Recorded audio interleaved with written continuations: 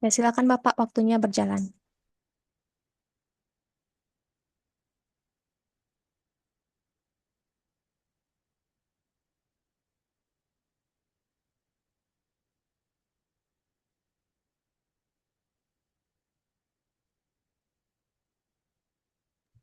Baik, saya mulai. Assalamualaikum warahmatullahi wabarakatuh. Waalaikumsalam warahmatullahi wabarakatuh. Selamat pagi, salam sejahtera untuk kita semua.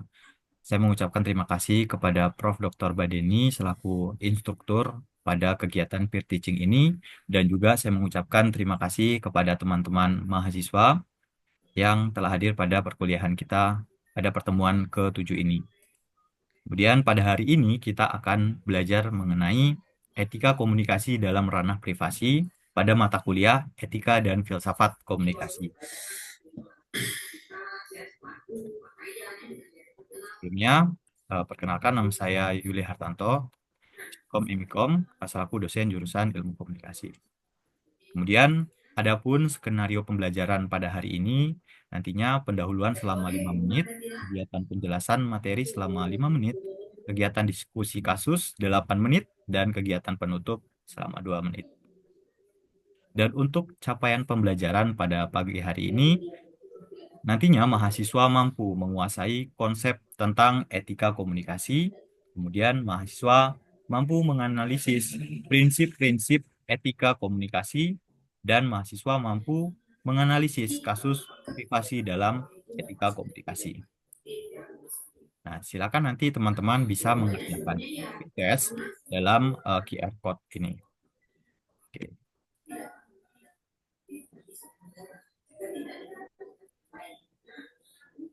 oke, sebentar.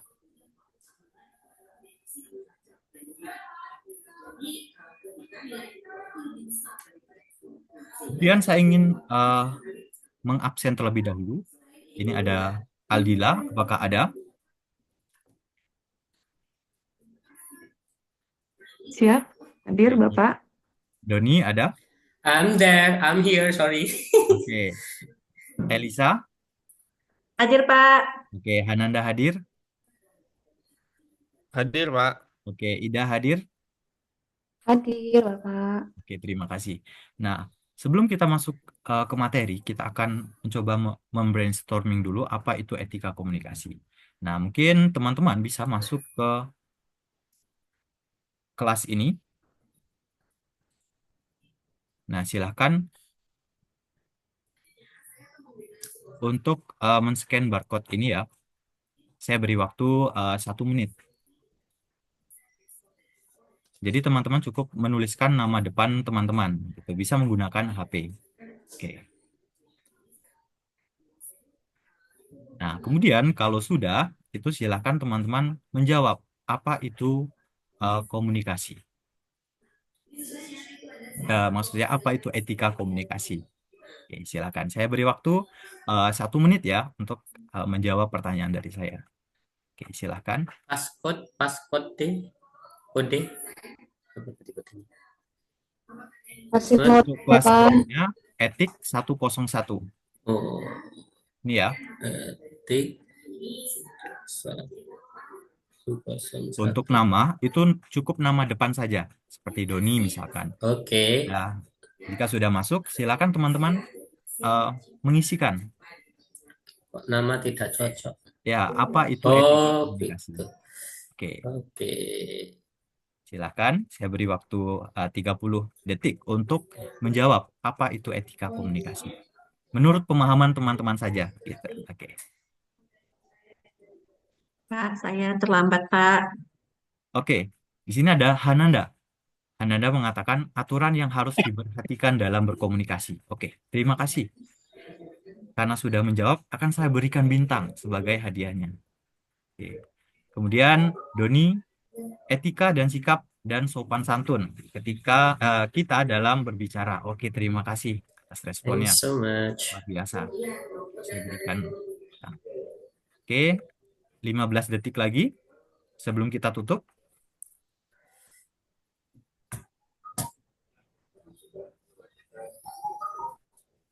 Oke, Aldila, ini mungkin untuk penutup ya. Aturan yang mengatur cara kita berbicara kepada orang lain. Pak, kodenya tadi berapa, Pak? Saya Etik, ketinggalan, Pak. oh iya, etik 101. Ya, nggak apa-apa. Nanti masih ada kesempatan lagi. Oke, nah nggak apa-apa. Pak. Nah, ini jawaban dari Ida. Etika komunikasi adalah sikap dan perilaku dalam melakukan komunikasi pada orang lain. Oke, semuanya akan saya berikan bintang ya. Nah, kita close dulu, nggak apa-apa. Kalau yang belum bisa bergabung, nanti setelah ini masih. Nah, untuk kodenya itu etik 101 gitu ya. Oke, mungkin dari Ida silakan disampaikan. Apa sih itu etika komunikasi? Sesuai dengan jawabannya. Saya Silakan. Bapak ya? Ya, Saya? ya, Ida. Ya. Kalau menurut saya, Bapak, etika komunikasi itu adalah sikap dan perilaku ketika kita melakukan komunikasi. Komunikasi itu bisa dalam bentuk bahasa, kemudian verbal maupun non verbal kepada orang lain. Begitu, Bapak. Oke, terima kasih Ida atas responnya. Untuk semuanya akan saya beri tambahan bintang lagi. Oke, nah, oke kita Oke, thank you so much. Terima oke. kasih, Pak Yuli.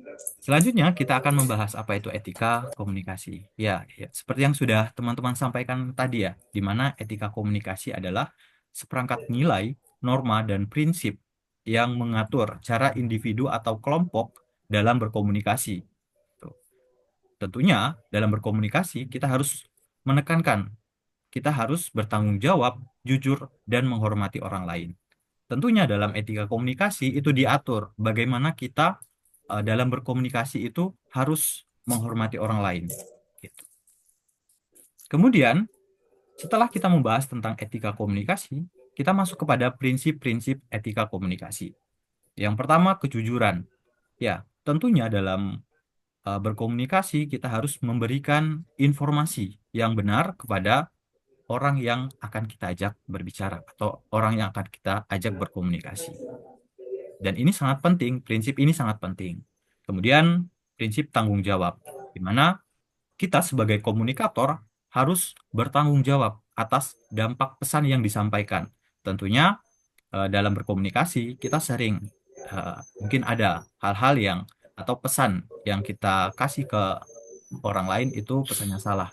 Nah, atas dasar itu kita harus bertanggung jawab atas dampak yang akan ditimbulkan ketika kita eh, menyebarkan pesan yang salah itu. Kemudian prinsip ketiga itu ada kebebasan dan keterbukaan, di mana kita harus menghormati kebebasan berbicara tanpa merugikan hak orang lain. Gitu. Kemudian prinsip selanjutnya, respect terhadap lawan bicara. Ini merupakan prinsip yang paling penting, di mana ketika kita ingin mengajak orang lain berbicara, kita harus antusias mendengarkan apa yang dia sampaikan, dan juga kita harus respect. Seperti itu. Kemudian prinsip selanjutnya itu prinsip keadilan, yaitu memberi kesempatan yang sama dalam berkomunikasi dan tidak mendiskriminasi. Kemudian prinsip yang terakhir itu prinsip privasi. Tentunya kita harus menjaga kerahasiaan informasi pribadi, baik itu orang lain, orang terdekat kita, atau bahkan keluarga kita seperti itu. Kenapa prinsip ini harus selalu kita jaga? Karena ketika kita menyebarkan informasi pribadi orang lain ke umum, maka kita sudah melakukan pelanggaran atas privasi orang lain. Seperti itu. Kemudian terdapat tantangan dalam etika komunikasi. Di sini ada disinformasi dan hoaks, kemudian ada pelanggaran privasi dan bias dan diskriminasi serta anonymity dalam dunia digital. Yang perlu saya highlight bahwa di sini tantangan yang paling sering terjadi adalah pelanggaran privasi. Tuh, di mana dalam pelanggaran privasi ini sering terjadi penyebaran data pribadi tanpa seizin orang uh, yang memiliki data pribadi itu seperti itu. Nanti kita akan mencoba menyelesaikan kasus yang akan saya tampilkan. Oke. Nah, ini untuk studi kasusnya, teman-teman. Dan ini berkaitan dengan pinjaman online. Dikutip dari kompas.com, Di sini artikel berjudul Ancam sebarkan data nasabah kantor pinjaman online di Manado digerebek Polda Metro Jaya. Seperti itu. Nah, kita sering melihat berita-berita di mana pinjol atau pinjaman online sering menyebarkan data pribadi nasabah ke orang lain. Gitu. Dalam artian data nasabah itu dengan leluasa disebarkan dan justru dengan kejadian itu bisa merugikan pihak nasabah tentunya. Oke.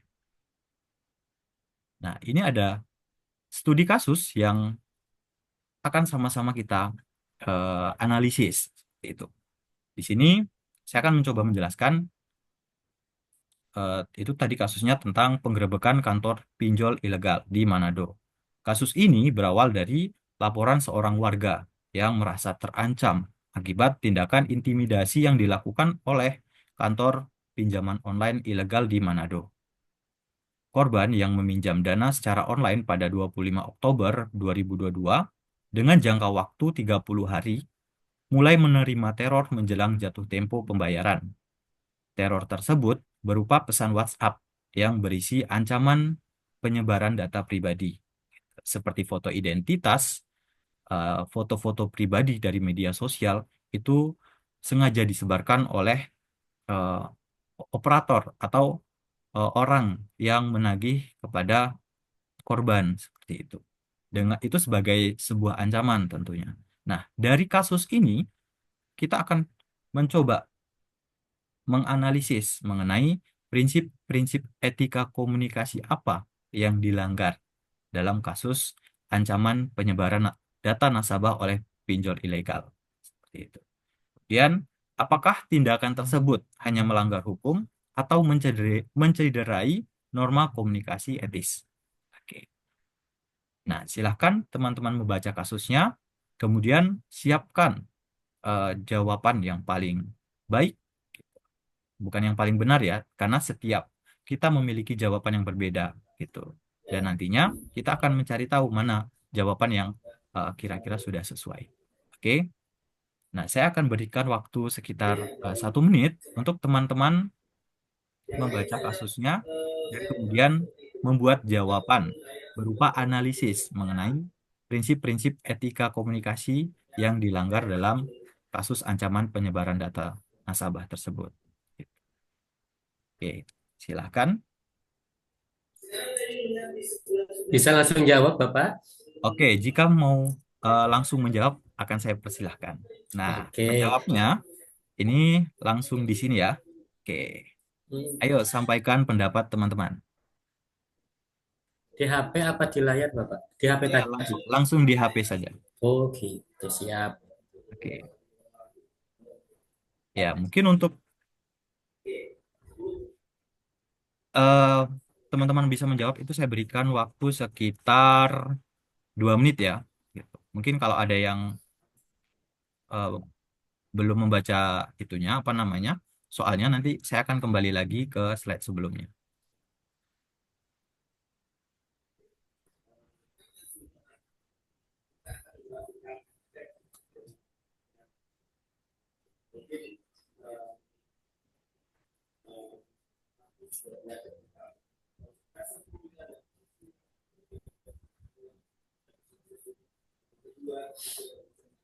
Jadi dalam kasus ini tentunya, oke, Aldila.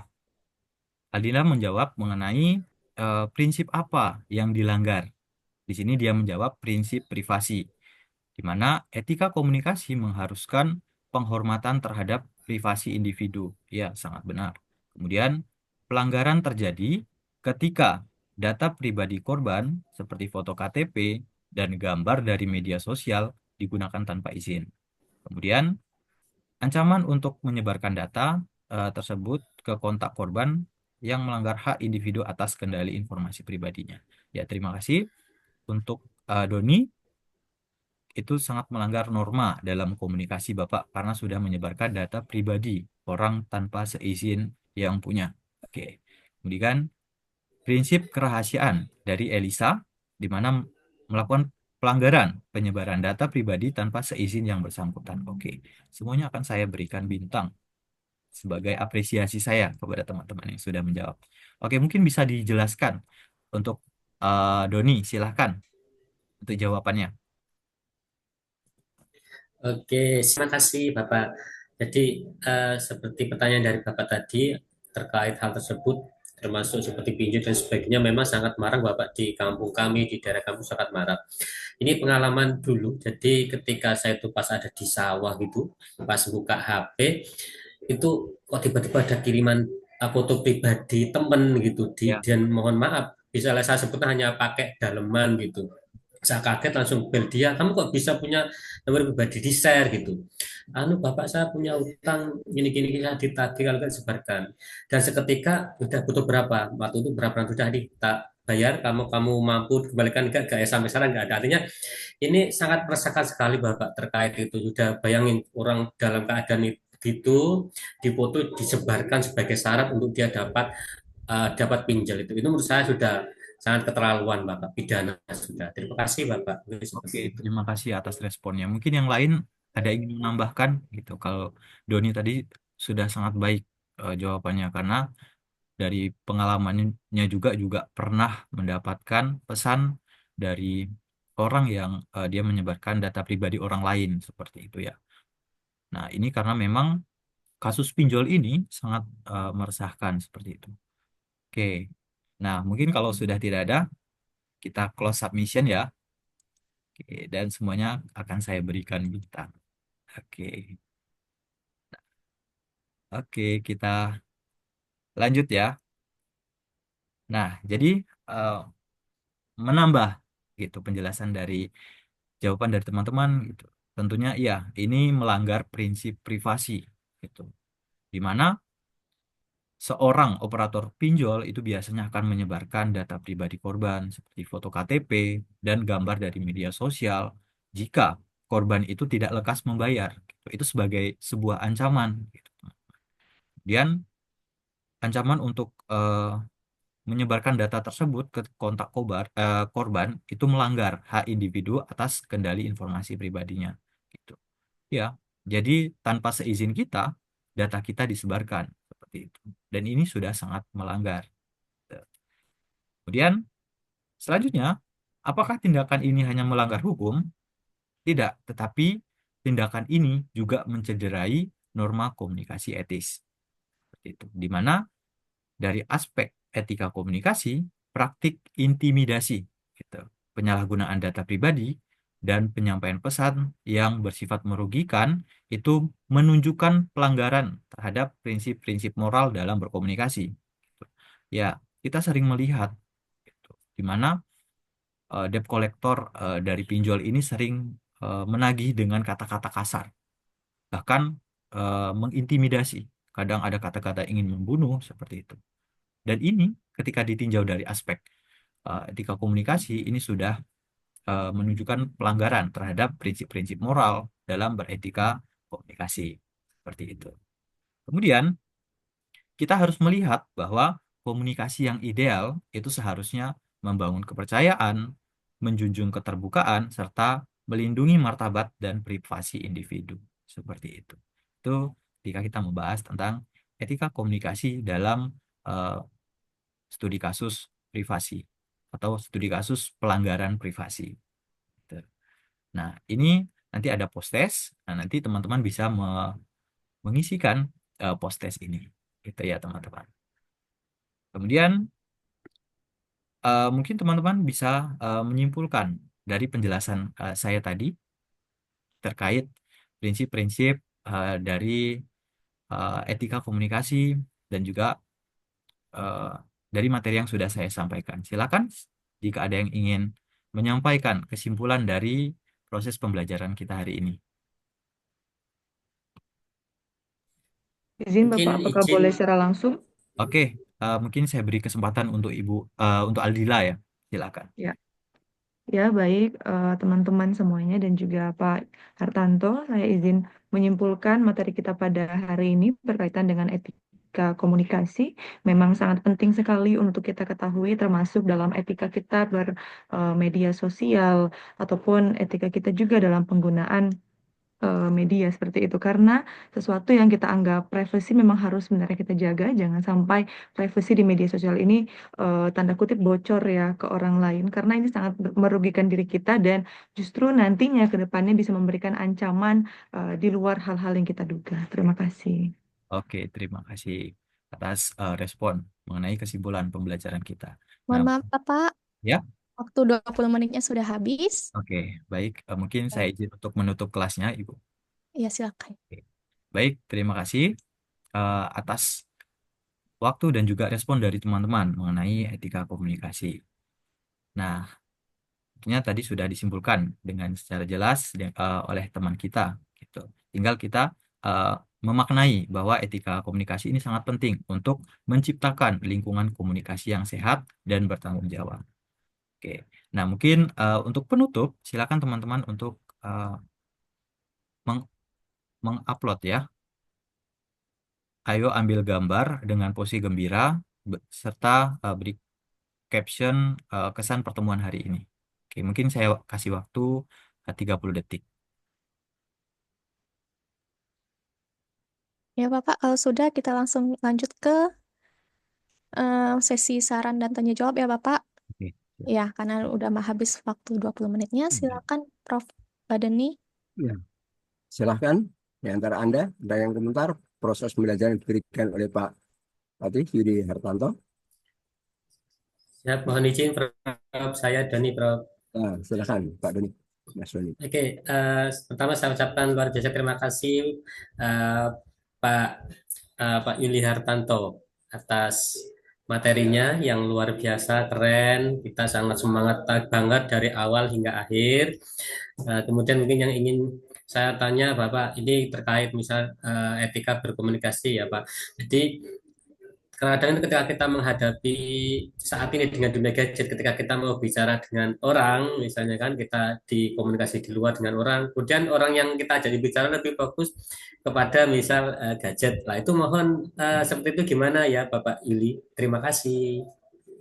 Oke, baik. Izin mungkin menjawab pertanyaan dari Doni. Ya, ya sering ya kita mendapatkan kondisi di mana ketika kita mengajak rekan kita berbicara, kemudian ternyata rekan kita itu asik bermain HP.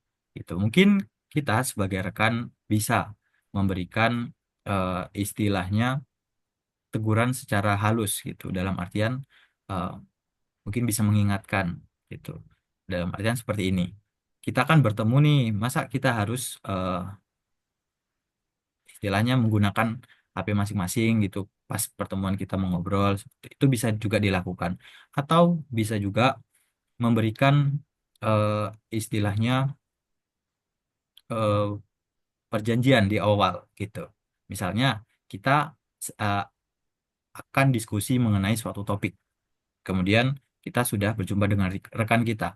Kita kasih sebuah eh, aturan gitu. Tolong pada pertemuan ini kita sama-sama fokus untuk berdiskusi gitu. Mungkin kita kan sudah sama-sama dewasa dalam artian kita membahas sesuatu hal yang sangat urgent misalnya. Kemudian kita bisa mengatakan bahwa tolong simpan terlebih dahulu HP-nya seperti itu agar diskusi kita bisa berjalan dengan baik gitu. Mungkin eh, cara itu bisa menjadi salah satu cara untuk eh, agar rekan kita bisa menyimak apa yang kita sampaikan ketika berdiskusi seperti itu. Terima kasih, Dani.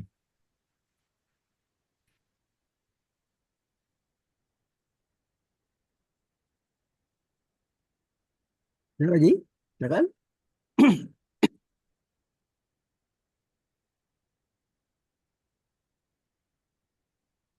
Kalau ya, saya kira prosesnya udah bagus dari awal dan mulai tujuan udah ada, kemudian memberikan kesempatan untuk berbicara dari mahasiswa ya ada, kemudian juga ini tadi apa namanya mengajak membuat simpulan ya, kemudian setelah itu diberikan feedback bagaimana lengkapnya suatu simpulan etika komunikasi dari yang jadi ungkapkan itu ya itu yang ada ini. Kemudian kaitan tadi jawaban, walaupun saya bukan ahli komunikasi, saya tinjaunya dari sisi psikologi pendidikan ya. Ini, nah, ini tadi yang paling bagus itu di awal ya, kira ungkapan yang ini kira-kira tidak ada yang tersinggung, baik kita sendiri maupun orang lain tersinggung. Ungkapkan. Oke, dan bagaimana itu berhasil? Kalau orang itu merasa bagaimana berhasil kesepakatan bersama, maka tindak lanjutnya kita akan menegur pun mudah. Tapi kalau belum ada pada tahap awal, nah kita mau seperti Pak Mas Doni tadi, susah mau menegur, lu gimana caranya nih? Kalau nanti tegur jangan-jangan marah. Gitu, Prof. Saya kira itu saya gitu. Prof, terima kasih, Ya, Prof. pada tahap awal kira-kira ini ada suatu ungkapan kan kata-kata yang ini tidak merugikan untuk semua pihak dan terutama membawa manfaat pada semua yang kita ajak bicara. Ya, entah itu hanya beberapa orang atau kelompok besar, itu akan lebih bagus. Ya, sehingga apa namanya masing-masing nyadari sendiri posisinya dan ini apa namanya pelanggaran etika ini akan relatif kecil kecuali ketemu orang yang kelainan kecuali itu. Nah, ini. Saya kira itu bisa dilanjutkan dengan selanjutnya. Baik, Prof. Terima kasih, Prof. Saya izin pamit, Prof. Wassalamualaikum warahmatullahi wabarakatuh. Waalaikumsalam warahmatullahi wabarakatuh. Terima kasih, Waalaikumsalam. Prof. Terima kasih, Bapak Yuli. Kita lanjut ke peserta ketiga, yaitu Ibu Ida Agus Setiawati dari Universitas Bengkulu. Silakan, Ibu.